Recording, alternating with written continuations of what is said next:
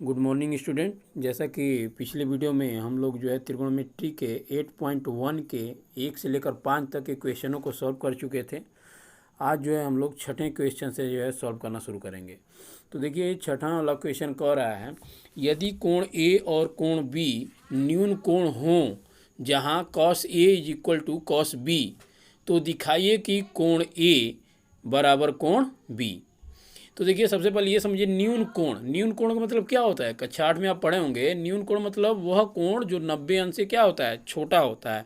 यानी एक ऐसा त्रिभुज हमें बनाना है जिसमें जो है कोण ए और कोण बी जो है 90 अंश से छोटे हों।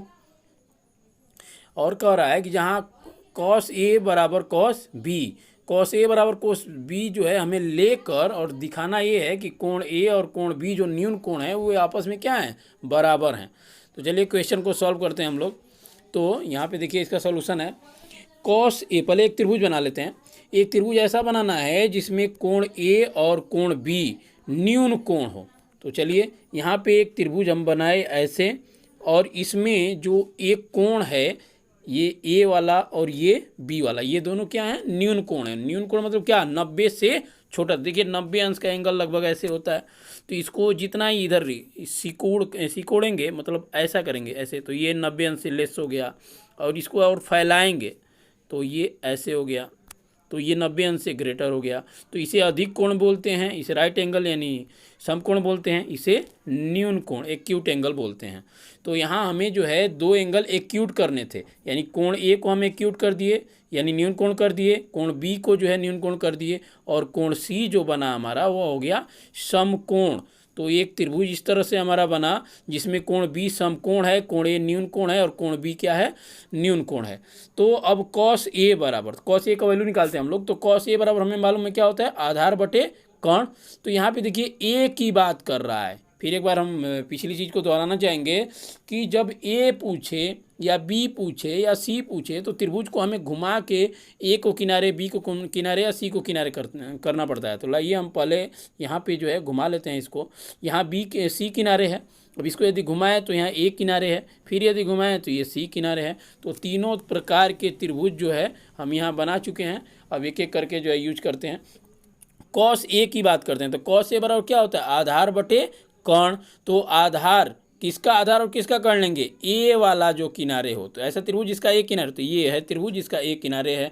तो इसमें आधार क्या है, इसमें AC। तो AC बटे और कर्ण क्या है, AB। तो AC बटे AB मिला। यहाँ cos B की बात करते हैं। तो cos B बराबर भी आधार बटे कर्ण ही होगा, लेकिन इसमें B किनारे है वह त्रिभुज लेंगे। तो इसमें B किनारे है, इस त्रिभुज को लेंगे। तो इस त्रिभुज में देखिए आधार कितना है, BC। तो यहाँ BC बटे और ये कर्ण क्या है, AB। तो ये AB, तो ये BC बटे AB। अब प्रश्न के अनुसार मतलब प्रश्न के अनुसार कह रहा है कि cos A और cos B आपस में क्या है, बराबर हैं। तो cos A और cos B यदि बराबर हैं तो यहाँ cos A का वैल्यू मिला है, यहाँ cos B का वैल्यू मिला है। इन दोनों को हम यहाँ रख देते हैं। तो हमारे पास मिला AC बटे AB बराबर BC बटे AB। अगर हम यहाँ देखें तो यहाँ AB नीचे है, इसमें भी नीचे है, तो AB से AB क्या करेंगे, कट कर देंगे। तो हमें मिल गया AC बराबर BC। यानी जो त्रिभुज ABC है उसकी दो भुजाएं क्या हैं, बराबर हैं। तो यदि दो भुजाएं बराबर हैं तो उसके सम्मुख कोण भी आपस में क्या होंगे, बराबर होंगे। अर्थात बराबर भुजाओं के सम्मुख कोण क्या होते हैं, बराबर होते हैं। सम्मुख मतलब क्या, उसके सामने, यानी AC। तो यहाँ AC देखिए, AC के सामने का कोण क्या है, B, यानी कोण B। अगर इस त्रिभुज से लें, इस वाले त्रिभुज से लें तो कोण B, AC के सामने कोण B। BC के सामने कौन है, BC के सामने कौन है, यहाँ पे BC के सामने क्या है, कोण A। अर्थात इससे भी ले सकते हैं। यहाँ पे BC के सामने क्या है, कोण A, यानी कोण A। तो कोण A और कोण B आपस में क्या हो गए, बराबर हो गए। यही हमें प्रूव करना था। चलिए नेक्स्ट क्वेश्चन 7 वाले क्वेश्चन को देखते हैं। तो 7 वाले क्वेश्चन को देखने के लिए 7 वाले क्वेश्चन पे चलते हैं। देखिए यहाँ पे क्वेश्चन नंबर 7 दिया गया है, cot A थीटा बराबर 7/8।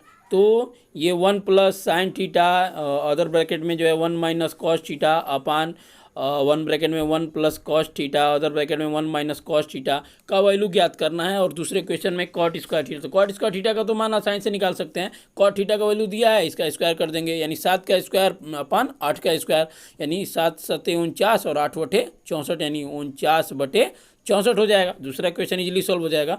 पहले वाले क्वेश्चन को हम लोग सॉल्व कर लेते हैं। तो देखिए पहले वाले क्वेश्चन की बात करते हैं।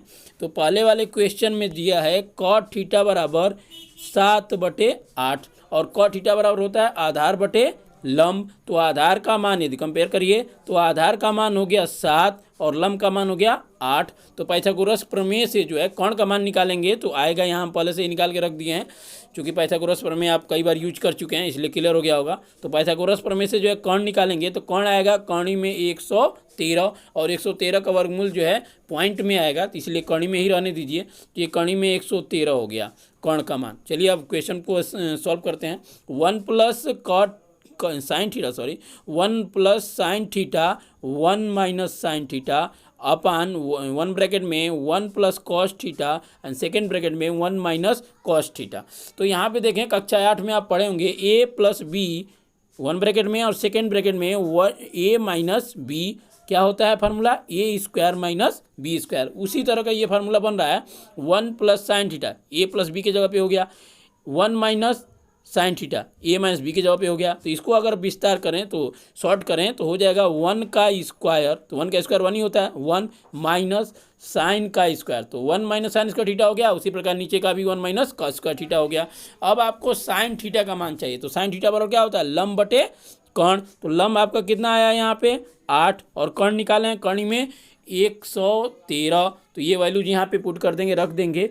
तो 1 माइनस 8 बटे कर्ण में 113 का होल स्क्वायर अपान 1 माइनस, और इसका निकालेंगे यहाँ पे काश थीटा का। तो काश थीटा क्या होता है, आधार बटे कर्ण। तो ये आधार कितना यहाँ पे निकला था 7 और बटे कर्ण, कर्ण में 113 ये रख दिए यहाँ पे। तो अब यहाँ पे सॉल्व करेंगे इसको, तो ये 1 माइनस 8 का स्क्वायर, अलग अलग स्क्वायर होगा दोनों का, तो 8 का स्क्वायर हो जाएगा 64 और कर्ण में 113 का स्क्वायर होगा। तो आपको पता है कि स्क्वायर से कर्ण क्या होती है, ब्रेक कर जाती है, तो 113 हो जाएगा। सेम इसी प्रकार नीचे करेंगे तो 1 माइनस 7 का स्क्वायर 49 हो जाएगा और ये कर्ण में 113 का स्क्वायर जो है 113 हो जाएगा। अब इसको सॉल्व करेंगे, भिन्न का सिंपल सवाल है लेकिन 2 सवाल है, एक ऊपर है और एक नीचे। तो इसको सॉल्व करेंगे, आप चाहो तो जो है, एक मिनट,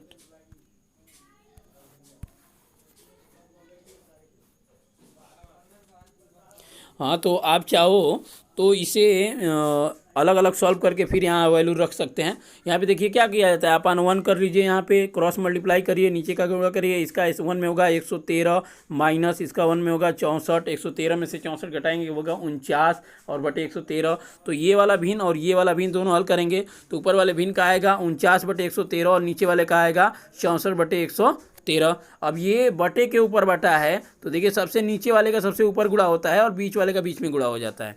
तो यहाँ पे ये 113 का ऊपर गुणा होगा 49 में, 49 गुणे 113 और ये 113 में 64 गुणा 113 गुणे 64। तो ये 113 से 113 जो है कट कर देंगे तो बचेगा ऊपर 49 और नीचे 64, तो आपका आंसर हो जाएगा 49 बटे 64। तो ये आपका जो है क्वेश्चन नंबर 7 का सोल्यूशन रहा। अब हम लोग आगे जो है देखते हैं,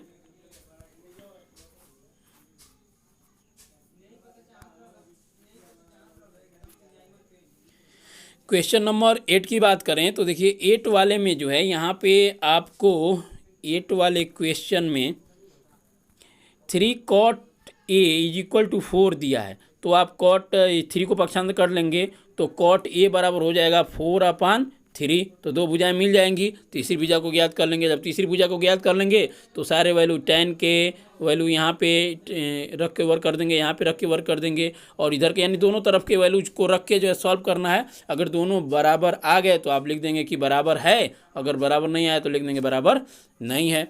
उसी प्रकार जो है यहाँ पे 9 वाला क्वेश्चन है, तो 9 वाले क्वेश्चन में जो है tan थीटा बराबर a/b दिया है, यानी लंब मिल गया और आधार मिल गया। कर्ण ज्ञात कर लेंगे पाइथागोरस से, और पाइथागोरस से कर्ण ज्ञात होने के बाद यहाँ रखेंगे साइन थीटा का मान, कॉस थीटा का मान, यहाँ साइन थीटा का, यहाँ कॉस थीटा का वैल्यू रख के काटेंगे, काटने के बाद हल करेंगे यदि, तो ये आपको क्वेश्चन आंसर मिलेगा उसका, दोनों एक दूसरे के इक्वल हो जाएंगे, प्रूव हो जाएगा।